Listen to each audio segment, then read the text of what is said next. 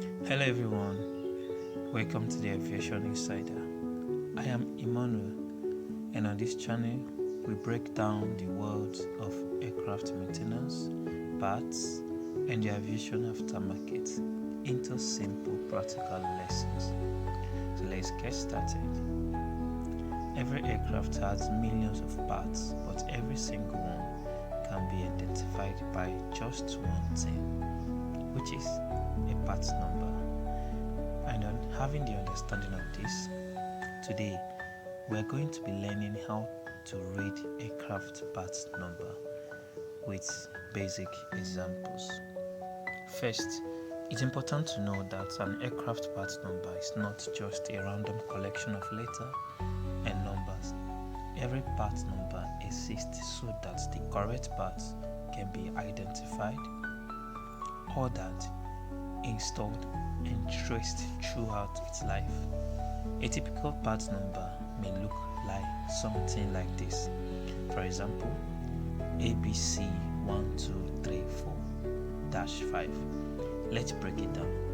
The first section, ABC, usually identifies the basic part design of family. The last section, which is -5, is called the dash number.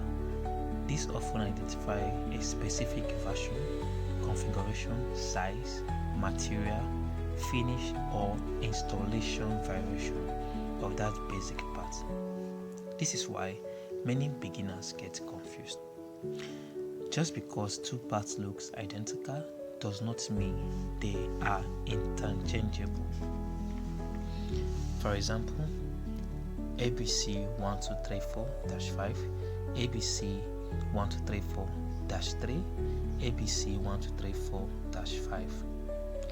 These three parts belongs to the basic family, but each one may have different mounting hole, electrical connector, dimension, or installation requirements.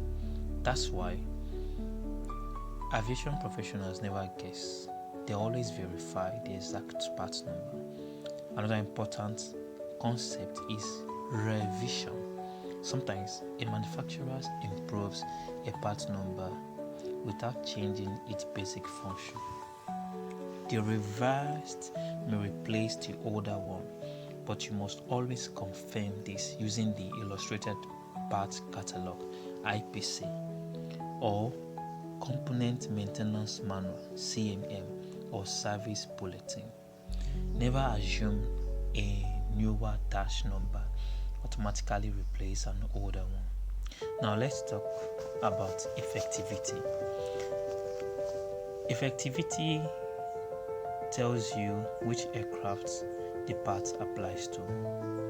For example, a part may be approved only for certain aircraft's serial number or specific aircraft configuration. Installing the wrong part can create maintenance issue and may make the aircraft non-compliant. And one more important thing is interchangeability. If two parts are interchangeable, one can legally replace the other, and if they are not interchangeable, using the wrong one leads to installation problem or regulatory issue. As an aircraft mechanic or part broker, you should always ask these questions before supplying a part. The first question: what is the complete part number? Second, what is the aircraft model? And the third, what is the aircraft serial number? The fourth question: is there a newer approved replacement? And the last question: is the requested part interchangeable with other parts? Having the understanding of this basic question will help you narrate and skate through the aviation industry. Reading aircraft part number is not about memorizing number, it's about understanding what these numbers are telling you. Once you master these skills, you will become faster at identifying parts, avoiding costly mistakes, and building credibility in the aviation industry. So therefore, find this video helpful, please subscribe because the next episode we will explore Boeing and Airbus parts numbering system in more detail and learn how experienced aviation professionals identify these correct parts in seconds. Thank you for watching. I will see you in the next video. Bye.